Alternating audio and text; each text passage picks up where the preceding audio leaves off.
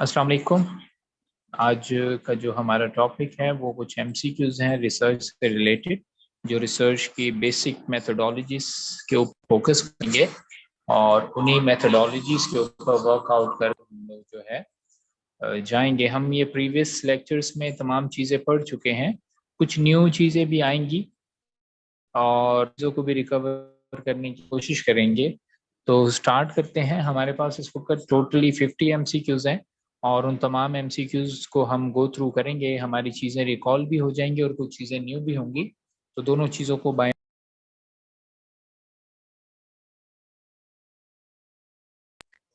अगर मैं बात करूँ रिसर्च की बेस लाइन की, तो रिसर्च बेसिकली डिराइव किया गया है कुछ वर्ड से या कम्बिनेशन है कुछ वर्ड्स का, जैसे कि RESEARCH, रिसर्च इटसेल्फ जो है एक आइडेंटिटी है।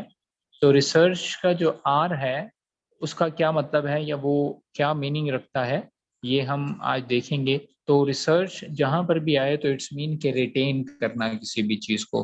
तो रिसर्च का जो आर है वो रिटेन है। इसी तरह सेकंड अगर हम बात करें रिसर्च की, तो रिसर्च के अंदर जो ए है, तो ए का मतलब क्या है, हमारे पास आर्टिकुलेशन है। तो समझ में आ गया कि रिसर्च का जो आर है वो रिटेन करना है। रिटेन का मतलब है रखना या जो है सेव करना। और इसी तरह रिसर्च के अंदर जो ए का वर्ड है उसका मतलब है आर्टिकुलेट। आर्टिकुलेट का मतलब ये होता है कि किसी भी चीज का जंक्शन या ज्वाइंट या कॉम्बिनेशन, या किसी भी चीज को, दो चीजों को आपस में जोड़ना।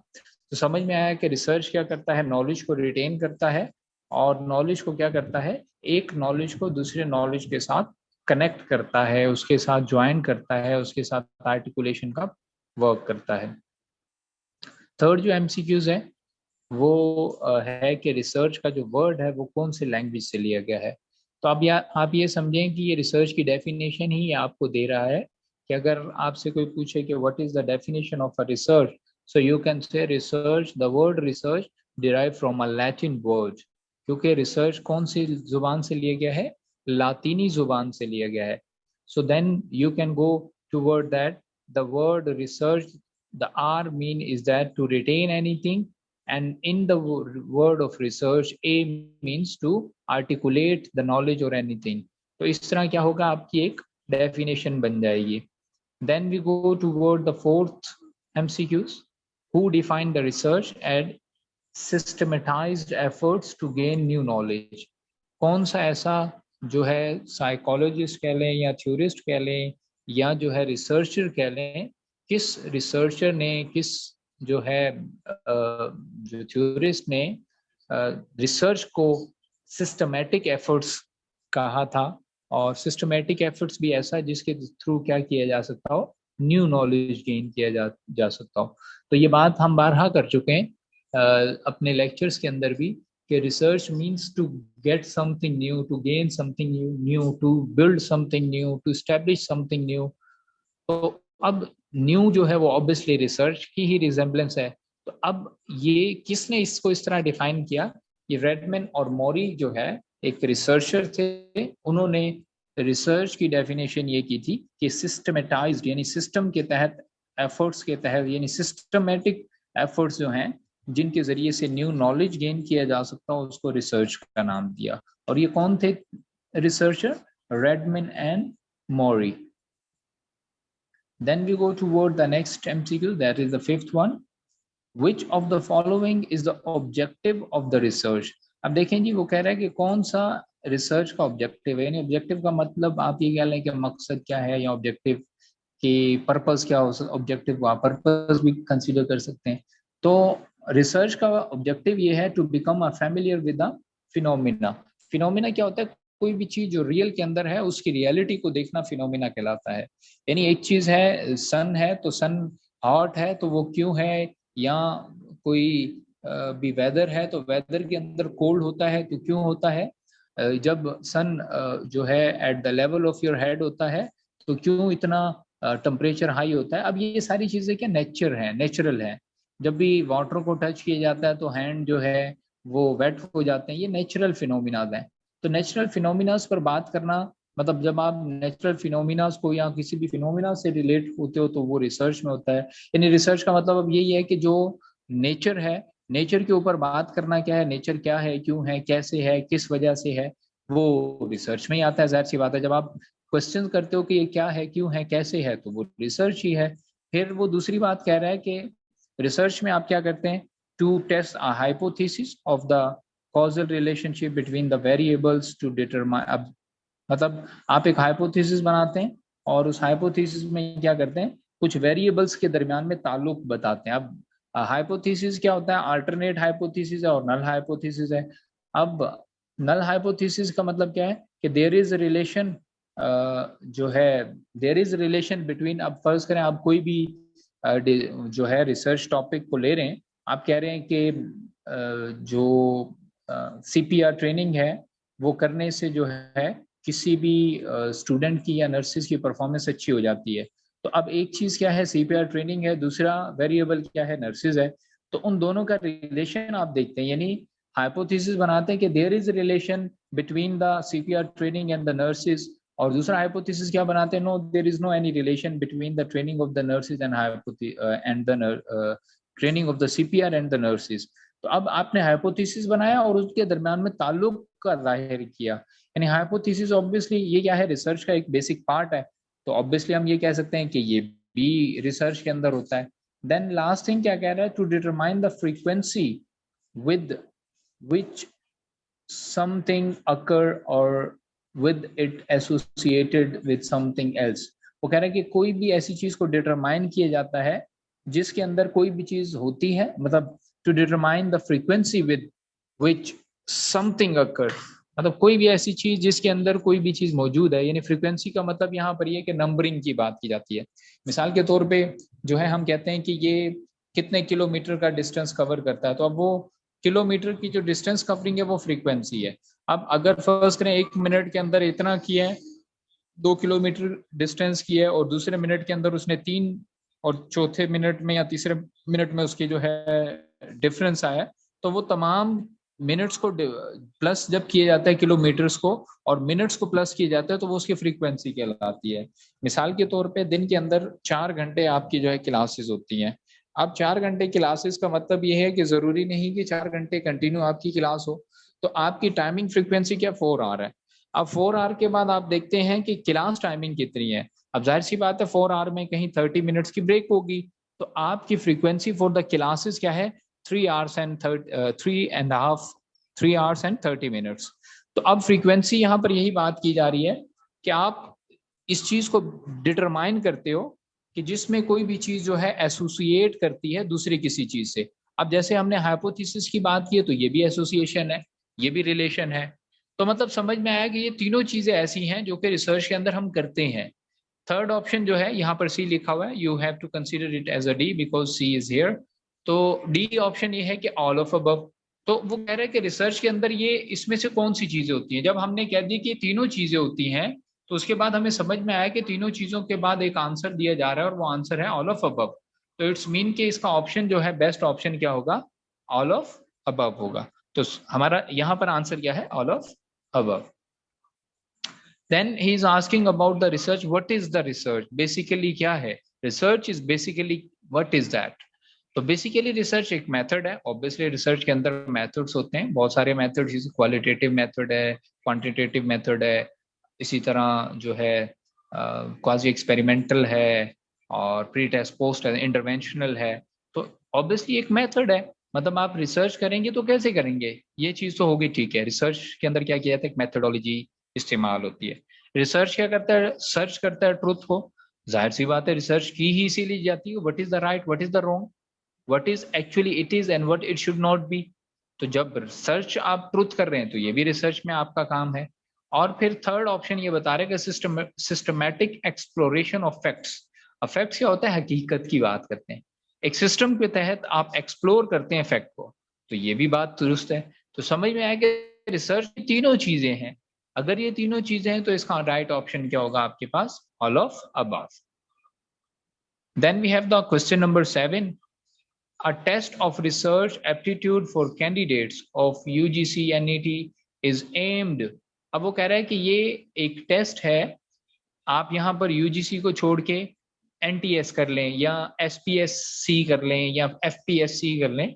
वो कह रहा है कि कोई भी एप्टीट्यूड टेस्ट जो है, या एम कैट कर लें या ई कैट कर लें।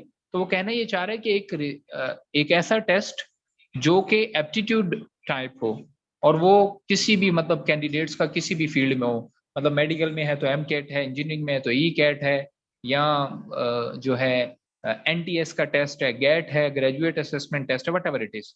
तो ये जो टेस्ट है ये क्या प्रोवाइड करते हैं, इस टेस्ट से क्या मिलता है, उसका मकसद क्या है? Provide the basic idea of search to the candidate. अब देखें जी, एनटीएस के अंदर सर्चिंग का तो कोई आइडिया नहीं हमें होता। फिर इस तरह screening the person having scientific bent of the mind. अब एक बंदे का टेस्ट लिया जाता है, किस लिए लिया जाता है? कि देखा जाए कि उस बंदे के पास कितना नॉलेज है। तीसरी चीज वो बात कर रहा है कि providing the database of future scientist. अब देखें, टेस्ट उससे अभी का आप ले रहे हैं, तो फ्यूचर का डेटाबेस लेने की उसमें कोई कंसेप्ट नहीं बनता। कि मतलब आप एनटीएस में कभी भी ये नहीं लिखेंगे कि एनटीएस में क्वेश्चन आएगा कि 2030 में वजीर आजम कौन होगा। Not at all, never it will be happen. क्योंकि फ्यूचर में क्या होगा, नो वन से nothing. Yes, but they can ask you कि इन 1990 who was the president, who was the prime minister. तो ये सी ऑप्शन भी हमारा यहाँ गलत हो सकता है। Putting obstacles to the candidate. Obstacle का मतलब आप ये समझ लें कि रुकावटें या मुश्किलात या परेशानी या हिंड्रेंसेस या रेजिस्टेंसेस।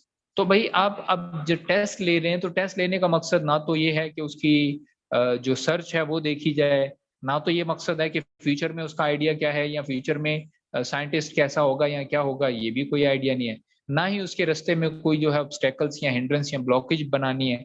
बल्कि स्क्रीनिंग टेस्ट या उस टेस्ट का मकसद ही यही है कि देखा जाए कि उसके पास कितना नॉलेज है रिलेटेड टू साइंस। आप देखें, रिसर्च या रिसर्च बेसिकली साइंस है।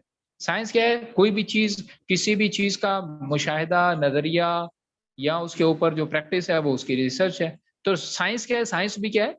तजर्बात और मुशाहिदात की रोशनी से जो चीजें हमें महफूज होती हैं, दैट इज द साइंस। तो अब समझ में यह है कि यहाँ पर अगर हम एक रिसर्च कर रहे हैं किसी भी इंडिविजुअल की एप्टीट्यूड की, तो एप्टीट्यूड टेस्ट में हम ये चेक करना चाह रहे हैं कि वो बंदा कितना काबिल है। क्योंकि अब रिसर्च एप्टीट्यूड टेस्ट रिलेटेड, अब ये साइंस से रिलेटेड है, यूजीई और एनईटी, तो इंजीनियरिंग से रिलेटेड है, साइंस से रिलेटेड है। इसलिए नीचे जो है उसकी पर्सन की जो साइंटिफिकल माइंड है या आइडियोलॉजी, उसको चेक करने के लिए देखा जाता है। Then we have the next question, the main purpose of the research in education. अच्छा जी, एजुकेशन के अंदर रिसर्च का क्या मकसद है? Help the individual person growth. Education के अंदर इसलिए रिसर्च की जाती है कि किसी भी इंडिविजुअल की जो है हेल्प की जाए उसकी पर्सनल ग्रोथ में। Increase the social Prestige of an individual. Research करने से मुआशरती या मुआशी, सॉरी नॉट मुआशरती, मुआशरती सॉरी, तो मुआशरती जो है उसकी प्रेस्टीज को देखने के लिए रिसर्च की जाती है। ये भी कोई कंसेप्ट नहीं बन रहा। अच्छा, increase the individual market value of job. Research इसलिए की जाती है कि मतलब उसकी मार्केट वैल्यू देखी जाए? नहीं, ऐसा भी कुछ नहीं है। रिसर्च इसलिए की जाती है कि help the individual become eminent educationist. Research इसलिए की जाती है कि वो बहुत अच्छा जो है तालीमी कोई वो स्टैंडर्ड हो। तो ऐसा कोई भी कंसेप्ट नहीं। रिसर्च इसलिए की जाती है कि इंसान की नॉलेज में खुद कुछ इजाफा हो, उसकी अपनी नॉलेज ग्रो करे, उसकी अपनी नॉलेज में कोई इजाफा हो, कोई एडिशन हो, इसलिए रिसर्च की जाती है। तो आपका यहाँ पर आंसर क्या आएगा? आंसर नंबर ए, यानी ऑप्शन नंबर ए आपका आंसर है, help in the individual personal growth. Okay, I would love to have some your comments कि अप टिल नाउ आपने 8 एमसीक्यूज गो थ्रू किए हैं। तो अभी तक आपके किसी भी इंडिविजुअल का कोई क्वेश्चन है या कोई सवाल है तो आप फॉर द टाइम बिंग आप you can ask me question. Rehana hand raise किया हुआ आपने, so if you have any question you can ask me, और anyone if you have a right you can ask me anything, or may I proceed onward? Yes, anyone is here? Somebody is listening me?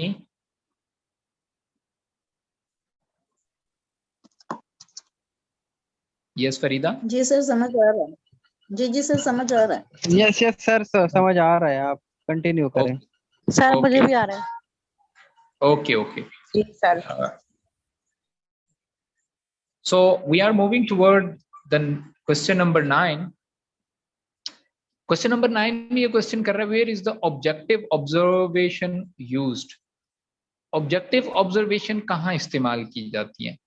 देखिए जी, objective, आप जाहिर सी बात है कोई भी research जब की जाती है तो रिसर्च करने से पहले आपका एक पर्पस और ऑब्जेक्टिव बनता है। जैसे कि हमने पढ़ा था कि रिसर्च स्टेटमेंट है, फिर ऑब्जेक्टिव है, फिर हाइपोथेसिस है, फिर जो है कुछ डेफिनेशन है या ऑपरेशनल डेफिनेशंस भी कहा जाता है। तो ऑब्जेक्टिव कहाँ बनाए जाते हैं, कब बनाया जाता है? देखिए जो ऑब्जेक्टिव इसलिए बनाया जाता है का कि क्या ऑब्जेक्टिव इसलिए बनाया जाता है कि एक्सपेरिमेंट करने के लिए। अब देखें ऑब्जेक्टिव ऑब्जर्वेशन की बात की जा रही है। देखिए आप रिसर्च कर रहे हैं तो रिसर्च में ऑब्जर्वेशन नहीं होती, रिसर्च में पहले इनिशियल बेसिस पे आप क्या करते हैं कि डेटा कलेक्शन है, और डेटा कलेक्शन के बाद उस डेटा की जो है क्रॉस कम्युनिकेशन है, then we go toward the data collection.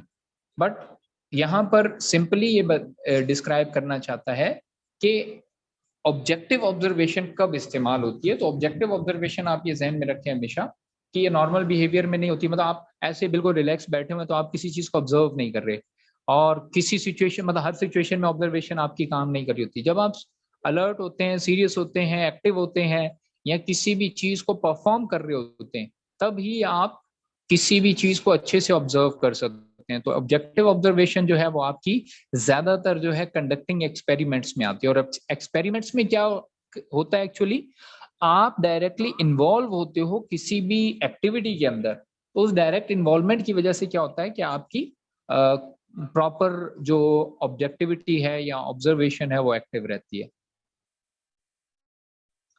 इन्फेयरिंग about the people population on the basis of observation made on a small part is called। अब देखें होल पॉपुलेशन, होल पॉपुलेशन को क्या किया जा रहा है, इन्फेयर किए जा रहे हैं। इन्फेयर का मतलब है इंडिकेट किया जाता है, उसको पॉइंट आउट किया जाता है। अब होल पॉपुलेशन को आप पॉइंट कर रहे हैं on the basis of observation. अब ऑब्जर्वेशन क्या, जो आपने ऑब्जर्व किया। और ये ऑब्जर्वेशन क्या कहलाती है? देखिए जी हमने दो चीजें पढ़ी थी, डिडक्टिव है, इंडक्टिव है। अच्छा जी, ऑब्जेक्टिव इन्फेरेंस और pseudo inference for the time, इसको हम डिसाइड कर करते हैं। पहले हम डिडक्टिव की बात करते हैं। तो डिडक्टिव क्या था कि डिडक्टिव बेसिकली कोई भी ऐसी चीज जो कि जनरल टू स्पेसिफिक हो। अच्छा, इंडक्टिव क्या है? इंडक्टिव इसी तरह इसके ऑपोजिट है कि ये स्पेसिफिक टू जनरल है। तो अब हमें ये समझ में आया कि पॉपुलेशन क्या है, जनरल है, और इस बेस पे हम क्या कर रहे हैं, उसको स्मॉल पॉट में लेकर आ रहे हैं। तो अब आप खुद सोचें कि आप किसी भी जो है पूरी पॉपुलेशन को इसलिए ऑब्जर्व करते हो कि आपने एक स्मॉल पॉट लिया है। अब स्मॉल पॉट क्या है, ये कंसाइज है, यानी आपके पास जनरल स्पेसिफिक है, और आपकी पॉपुलेशन क्या है, ये एक जनरल है। अब वो यहाँ पर यही कहना चाह रहा है कि जब आप किसी भी चीज को इन्फेयर करते हो होल पॉपुलेशन के हिसाब से, यानी पॉपुलेशन आपकी क्या हुई, जनरल, और ऑब्जर्वेशन बनाते हो on the base of small part. अब स्मॉल पार्ट क्या है, ये आपका स्पेसिफिसिटी है। तो आपने क्या किया, जनरल से स्पेसिफिसिटी पर आए। तो आपके पास यहाँ जनरल से, जब आप जनरल बना रहे हैं और स्पेसिफिक पर आ रहे हैं, तो जनरल से स्पेसिफिक आने के लिए पॉपुलेशन को लिया आपने। पॉपुलेशन की बेस पर आपने क्या किया, एक स्मॉल जो है आपने जनरलाइज स्पेसिफिसिटी यानी स्पेसिफिक किया। तो जब आपने जनरल को लेकर एक स्पेसिफिक साइड पर आए और बेस क्या थी आपकी, स्पेसिफिक थी, तो स्पेसिफिक से जनरल आप चले गए, तो it's mean it is known as the inductive. अब ऑब्जेक्टिव इन्फेरेंस की बात यहाँ पर ये होती है कि जब आप किसी भी पर्पस को सामने रखकर जो है कोई भी जो है रिसर्च करते हो या कोई भी एक्टिविटी करते हो, तो वो आपकी क्या कहलाती है, मोस्ट प्रोबेबली वो ऑब्जेक्टिविटी की बेस पर आती है। इसी तरह ऑनवर्ड अगर हम चलते हैं, तो ऑनवर्ड जो हमारे पास आ रहा है, जैसे हमने ऊपर बात की कि ऑब्जेक्टिविटी हमारा टोटली कंसर्न होता है उसके ऊपर के जो हम ऑब्जेक्टिव कर रहे हैं, यानी जो हमारा आप ये कह लें कि जो हमारा फंक्शन है या जिसके ऊपर हम, जो हमारा पर्पस है, तो उसके ऊपर हम। अच्छा, स्यूडो इन्फेरेंस का यहाँ पर मकसद या मतलब यहाँ पर ये होता है कि ये ऐसा, मतलब लॉजिक कह लें या ऐसी रीजनिंग कह लें या ऐसी इन्फेरेंस कह लें जिसके अंदर क्या होता है कि कोई जेन्युइन या कोई जो है एक्चुअल लॉजिक नहीं होती। मतलब आप इसको सिंपली ये समझ सकते हैं कि it is a sort of logic by which you will make by your own sense, but there is no any specific reason. मतलब कोई इसका रेफरेंस नहीं है, कोई लिंक नहीं है, और आप उसको खुद ब खुद जो है आप ये कह लें कि घड़ देना या बना देना। तो सेल्फ मेड इट जो है वो सूडो इन्फेरेंसेस आते हैं। Then we have the hypothesis. अब अगर बात की जाए कि एक हाइपोथेसिस जो है वो है क्या चीज, तो हाइपोथेसिस बेसिकली क्या है कि किसी भी चीज की अजम्पशन है कि वो दो जो है वेरिएबल्स के दरमियान में इंटरेक्शन या लिंक बनाने के लिए इस्तेमाल होता है। और ये क्या होता है, ये मेडिड होता है। अब मेडिड क्यों होता है कि ये रिसर्च से पहले आप एक आइडिया बनाते हैं, एक जो है अपनी थिंकिंग बनाते हैं कि ये ऐसा है या ऐसा नहीं है। तो जब आपने एक थिंकिंग बनाई तो अब आप रिसर्च करेंगे, रिसर्च करने के बाद प्रूव करेंगे कि मैंने जो ऊपर दो बातें की थी कि ये ऐसा है और ये ऐसा नहीं है, उनमें से ठीक कौन सा है।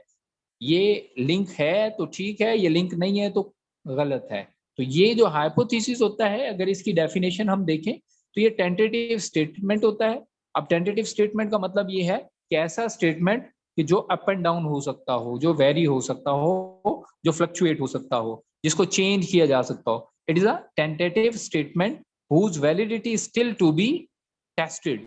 यानी एक ऐसा स्टेटमेंट जिसकी वैलिडिटी आप क्या कर सकते हो, टेस्ट कर सकते हो। अब जाहिर सी बात है, जब तक आप हाइपोथेसिस बनाएंगे नहीं तो आपकी जो रिसर्च है या उस चीज की वैलिडिटी है या ऑथेंटिसिटी है वो टेस्ट ही नहीं हो पाएगी, क्योंकि आपने करना है क्या आपको पता ही नहीं है। तो जब तक आपको पता नहीं होगा कि आपने करना क्या है और पता कहाँ चलता है कि आपने क्या करना है, वो हाइपोथेसिस के अंदर पता चलता है। तो अगर हाइपोथेसिस को हम इस तरह डिफाइन करें कि ये एक ऐसा स्टेटमेंट है जिसमें आप क्या करते हैं, टेस्ट करने की कोशिश करते हैं कि क्या चीज वैलिड है, क्या चीज वैलिड नहीं है, या क्या चीज लिंक या रिलेशन रखती है या कौन सी चीज लिंक या रिलेशन नहीं रखती। Then we have next, what do you mean by the synopsis of a research project. अच्छा, साइनॉप्सिस की हम बात पहले भी कर चुके हैं और इसकी अब मजीद यहाँ पर बात कर लेते हैं कि साइनॉप्सिस जैसे कि आपको नजर आ रहा है कि blue print of research. Blue print का मतलब ये कि आपने कोई भी चीज प्रिंट कर ली तो वो साइनॉप्सिस है। Extract from the research observation, मतलब जो आपने ऑब्जर्वेशन की है उससे कोई भी चीज निकाल कर लिखना, वो साइनॉप्सिस कहलाता है। A plan of the research, यानी आपने क्या रिसर्च करना है उसकी प्लानिंग जो है वो साइनॉप्सिस कहलाती है। फोर्थ ऑप्शन है कि summary of the finding of the research.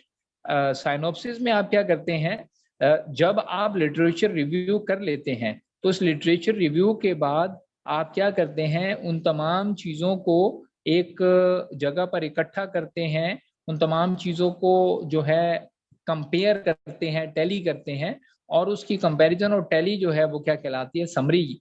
अब सिंपल ये समझ में आया कि साइनॉप्सिस को हम आम अल्फाज में समरी कह सकते हैं। और ये समरी किस चीज की होती है, रिसर्च की होती है। यानी जो आपने लिटरेचर रिव्यू किया है, वो लिटरेचर रिव्यू की जो समरी है वो साइनॉप्सिस कहलाती है। वही चीज जब आपके पास जो है मतलब रेडी नहीं होती तो लिटरेचर रिव्यू की फॉर्म में होती है। जब लिटरेचर रिव्यू आप कंप्लीट कर लेते हैं और उसको समराइज कर लेते हैं तो वो समरी जो है वो साइनॉप्सिस कहलाती है। आम वर्ड्स में आप इसको समरी कह सकते हैं, लेकिन रिसर्च टर्मिनोलॉजी में साइनॉप्सिस का मतलब यही है कि वो समरी जो कि आपने रिसर्च के लिए इस्तेमाल की है वो साइनॉप्सिस कहलाती है। तो रिसर्च के अंदर जो समरी है वो साइनॉप्सिस है, और जर्नल जो वर्ड में या लैंग्वेज में जो समरी का वर्ड है वो रिसर्च के अंदर साइनॉप्सिस है। तो इन शॉर्ट ये कि synopsis equal to summary, but synopsis research terminology है, समरी क्या है, एक जनरल टर्मिनोलॉजी है। Then we have the next MCQs. What do you mean by the assumption? देखिए जी, assumption क्या है, assume किया जाता है। assume क्या है, ये आपकी self thinking है। अब हम देखते हैं कि what do you mean by the assumption? assumption का मतलब ये है कि it simplifies the logical process of arriving at the solution। मतलब देखें, आप कोई भी रिसर्च जो होती है ना, बगैर एजम्पशन के, बगैर आपकी जो है एरिया ऑफ इंटरेस्ट के रिसर्च हो नहीं सकती। अब एजम्पशन क्या है, आप सोचते हैं खुद ही कि ये ऐसा है तो इसको ऐसे किया जाए तो इसका रिजल्ट इस तरह हो सकता है, ये आपकी एजम्पशन है। अब ये जो एजम्पशन है ये क्या है, लॉजिकल चीज है कि आप सेल्फ थिंकिंग को बूस्ट करके एक अपनी आइडिया बनाते हैं, एक अपनी आइडिया को हम क्या नाम देते हैं, लॉजिकल, या उसको हम एजम्पशन का नाम देते हैं। तो समझ में यही आया कि एजम्पशन क्या है, it is a logical process, और ये लॉजिकल प्रोसेस करता क्या है, हमें किसी भी रिसर्च के सॉल्यूशन की तरफ लेकर जाते हैं, यानी रिसर्च के सॉल्यूशन की तरफ मूव ऑन करता है। तो assumption is a logical process that move you toward the solution. Then we have, what do you mean by the null hypothesis? ये बात हो चुकी है पहले भी। तो null hypothesis का मतलब ये होता है कि a hypothesis which have no difference। अच्छा, no difference का मतलब यहाँ पर आप ये भी समझ सकते हैं कि hypothesis which have no relation, which have no effect, which have no any linkage, which have no any connection। तो आप बहुत से मीनिंग्स ले सकते हैं इसके। तो जिसमें कोई कनेक्शन ना हो, कोई डिफरेंस ना हो, कोई लिंक ना हो, कोई रेफरेंस ना हो, कोई सिग्निफिकेंस ना हो, वो क्या कहलाता है, नल हाइपोथेसिस कहलाता है। ठीक है जी। और अल्टरनेट हाइपोथेसिस इसका ऑपोजिट होगा, there is difference hypothesis which have the differences, which have the link, which have the connection, which have the effect is called alternate hypothesis। अच्छा जी, the preparation of the synopsis is, अच्छा जी, synopsis तैयार करना क्या है, ये art है, ये science है, ये आर्ट और साइंस दोनों है, या ये कुछ भी नहीं है। तो इसका सिंपल सा मतलब ये कि साइनोप्सिस क्या है, it is an art and science. अब देखिए, अगर आपसे साइनोप्सिस की डेफिनेशन पूछ ले तो आप क्या करेंगे, आप ये बता सकते हैं कि it is an art and science, number one. फिर आप क्या करेंगे कि आप यहाँ पर जो आपको डेफिनेशन दी गई है कि it is art by which you define the summary of the finding of the research article। तो अब आपने क्या किया, एक साइनोप्सिस की डेफिनेशन भी जस्टिफाई कर ली। Then we have next question, the advantage of the sampling is, देखिए जी, सैम्पलिंग क्यों की जाती है, सैम्पलिंग इसलिए की जाती है कि वो रिप्रेजेंटेटिव होते हैं पूरी पॉपुलेशन में। मिसाल के तौर पे 10,000 लोग हैं, अब 10,000 लोगों का डेटा कलेक्शन करना इतना आसान टास्क नहीं है, लेकिन 10,000 लोगों में से कुछ रैंडम सैम्पलिंग लेकर आप क्या करते हैं, वो 10,000 पीपल्स के अंदर से 100 पीपल्स को लेते हैं, जो क्या होते हैं, एक्चुअल रिप्रेजेंटेटिव होते हैं 1000 या 10,000 लोगों के। अब सैम्पलिंग इसलिए की जाती है कि ताकि आपका टाइम सेव हो, ताकि आपका कैपिटल सेव हो, ताकि आपकी एक्यूरेसी इंक्रीज हो, ये दोनों मतलब टाइम और कैपिटल। अच्छा जी, टाइम सेव करना, देखें जी, 1000 लोगों का डेटा लेना और 100 लोगों का डेटा लेना, दोनों में फर्क है और दोनों में टाइम कंज्यूम डिफरेंट है। 1000 होगा तो टाइम ज्यादा कंज्यूम होगा, 100 होगा तो 1000 के हिसाब से टाइम कम कंज्यूम होगा, और 100 के हिसाब से अगर मजीद नीचे आ जाए तो 10 होगा तो डेटा मजीद टाइम कम कंज्यूम करेगा।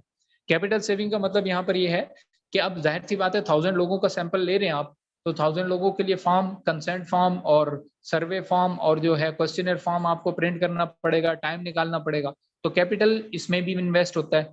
और इंक्रीज एक्यूरेसी, देखिए सैम्पलिंग का मकसद ये नहीं होता कि एक्यूरेसी इंक्रीज करना, सैम्पलिंग का मतलब ये होता है कि जो रिप्रेजेंटेटिव है उस रिप्रेजेंटेशन को बताना, कि मतलब जैसे क्लास के अंदर एक सीआर है, तो क्लास का सीआर क्या है, पूरी क्लास का एक रिप्रेजेंटेटिव है, जो सीआर की का इंस्ट्रक्शन होगी वो टीचर से कोऑर्डिनेट करेगा और उसी इंस्ट्रक्शन पे तमाम कोलीग्स को फॉलो करना पड़ता है। तो सैम्पलिंग भी क्या होता है, वो रिप्रेजेंटेटिव होता है तमाम लोगों का। तो यहाँ पर हमारे पास सैम्पलिंग का एडवांटेज ये है कि ये टाइम को भी सेव करता है और आपके कैपिटल को भी सेव करता है। ओके जी, in case of destructive testing the best method of research is, अच्छा डिस्ट्रक्टिव टेस्टिंग का मतलब है कि ऐसा टेस्ट जिसमें आपको कुछ ऐसा कंसेप्ट मिले कि इसमें कोई भी जो है मतलब बहुत वाइड लेवल ऑफ स्टडी है और इसमें जो है हमें क्या करना चाहिए। तो इसमें आप क्या करते हैं, देखिए ये एक तो चीज़ है सैम्पलिंग, दूसरी चीज़ है कंप्लीट इन्यूमरेशन। इन्यूमरेशन का मतलब है सबका डेटा लेना। सेंसस का मतलब ये है कि जैसे मर्दमशुमारी होती है तो आप उसको सेंसस कहते हैं, तो सेंसस लेना। अच्छा जी, फिर नन ऑफ अब मतलब इनमें से कोई भी नहीं। देखिए अगर आपके पास डिस्ट्रक्टिव टेस्टिंग है ना, तो आप क्या करें, सैम्पलिंग करें। अब सैम्पलिंग करने से ही होगा कि मतलब फर्स्ट करें आपके पास मोर देन मिलियन पॉपुलेशन है, तो उस मिलियन में से क्या करें आप जो है 1000 में से 1 इंडिविजुअल को सिलेक्ट कर लें, फिर इसी तरह 2000 में से 2, तो कर करा के आपके पास क्या होगा 100 कैंडिडेट्स आ जाएंगे। तो ये क्या है, सैम्पलिंग मेथड है जिसमें आप क्या करते हैं कि ह्यूज लेवल या लार्ज लेवल ऑफ डेटा के अंदर वर्कआउट कर सकते हैं इजीली। तो सिंपल समझ में आया कि sampling is a method by which we can use for the destructive testing. Then we have the method of randomization. अब रैंडमाइजेशन का मतलब ये कि रैंडम का मतलब ये होता है कि आपने फर्ज करें आपकी क्लास के अंदर 50 स्टूडेंट्स हैं और 50 स्टूडेंट का आपने कोई भी डेटा लेना है, तो आप क्या करते हैं कि किसी भी 5 या 8 स्टूडेंट को सिलेक्ट करते हैं कि आप आ जाएं, आप आ जाएं, आप आ जाएं, और उनका डेटा लेते हैं और उनके ऊपर सर्वे फॉर्म करते हैं। तो वो जो मेथड कहलाता है वो रैंडमाइजेशन मेथड कहलाता है, यानी आपने रैंडमली सिलेक्ट किया, कोई फिक्स नहीं होता। तो रैंडमाइजेशन क्या है, मतलब आपने लॉटरी डाल सकते हैं, कॉइन मेथड मतलब कॉइन उछाल के कि भाई ये हेड्स आएगा तो ये है। अच्छा, Tippett table random method, table random method का मतलब आप ये समझ लें कि जिस तरह चेयर के गिर सर्कल लगा के सर्कुलेशन होती है, या आप टेबल के ऊपर उन लोगों को बता कि इतने लोग इस टेबल के गिर्द आ जाएं, बाकी इतने उधर चले जाएं, अब इतने में से कौन आए, no one have no idea. अब ये देखिए सारी चीजें रैंडम है, लॉटरी में कोई नहीं पता किसका नंबर है, इक्वल डिस्ट्रीब्यूशन नहीं है कि मतलब ये आ सकते हैं ये नहीं आ सकता, कोई भी आ सकता है। 1000 लोग हैं, 1000 में से हो सकता है सिर्फ 2 लोगों का निकालना हो तो 2 कोई भी आ सकते हैं। लेकिन अगर 1000 लोग हैं, 1000 लोगों को 500 लोगों में डिवाइड किया और 500 लोगों में से फिर ये बोला कि अब इसमें से जो है 5 इसमें से निकालना है, 5 इसमें से निकालना है, तो उन 500 लोगों में से 5 लोगों का इक्वल राइट था।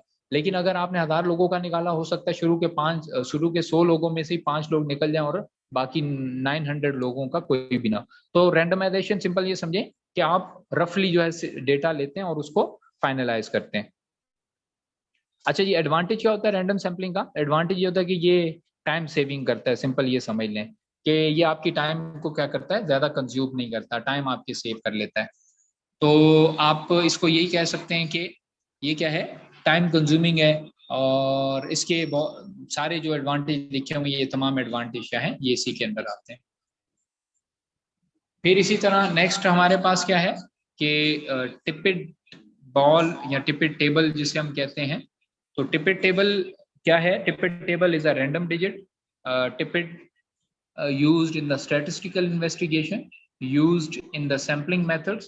तो टिपिट टेबल आप ये समझिए कि ये एक क्वेश्चन बनाया जाता है और उस क्वेश्चन के ऊपर जो है जिस तरह अभी आपके पास MCQs आ रहे हैं, तो ये क्या है, ये टिपिट टेबल मेथड है कि मतलब आपको टेबल की सूरत में जो है कुछ दिया जाता है और टेबल की फॉर्म में वो चीज मेंशन होती है। जैसे आपने देखा होगा कि क्रॉस मैच है, ट्रू फॉल्स है, या ये MCQs हैं, तो ये चीजें टिपिट टेबल मेथड के तहत आती हैं। और इसमें होता क्या है कि आप किसी भी चीज को सिलेक्ट करते हैं, मतलब 3, 4, 5 ऑप्शन होते हैं और उसमें से एक को बेस्ट को सिलेक्ट किया जाता है। अब ये क्या है, ये इसमें से जरूरी नहीं कि आप सब बच्चे A को करें, B को करें, C को करें, ये भी रैंडम मतलब मेथड है। तो अब टिपिट टेबल जो मेथड है ये तमाम चीजें आती हैं, यानी रैंडम डिजिट्स भी आ सकते हैं इसमें, स्टेटिस्टिक्स में भी यूज हो सकता है और सैम्पलिंग मेथड में भी ये यूज होता है। तो इन शॉर्ट ये कि टिपिट टेबल इन तमाम प्रोसेस के अंदर यूटिलाइज होता है। Then we have the demerits of sampling method. अच्छा, सैम्पलिंग मेथड्स के डीमेरिट्स क्या हो सकते हैं? देखिए, अगर आपने सैम्पलिंग मेथड जिस तरह हमने ऊपर रैंडम की बात की है, तो जरूरी नहीं है कि आपने फर्ज करें 100 पॉपुलेशन है और उसमें से आपने डेटा लेना था डायबिटिक पेशेंट का, और आपने सिलेक्ट कर लिया कोई ऐसे पेशेंट्स जो कि डायबिटिक नहीं थे, तो आपको एक्यूरेट और रिलायबल डेटा नहीं मिलेगा। तो ये एक मतलब डीमेरिट हो सकता है। अच्छा, जब आप इक्वल डिस्ट्रीब्यूशन नहीं करते सैम्पलिंग की, तो फिर आपके मतलब जैसे हमने रैंडमाइजेशन की बात की, फिर आपका जो है नेगेटिव एस्पेक्ट आ सकता है।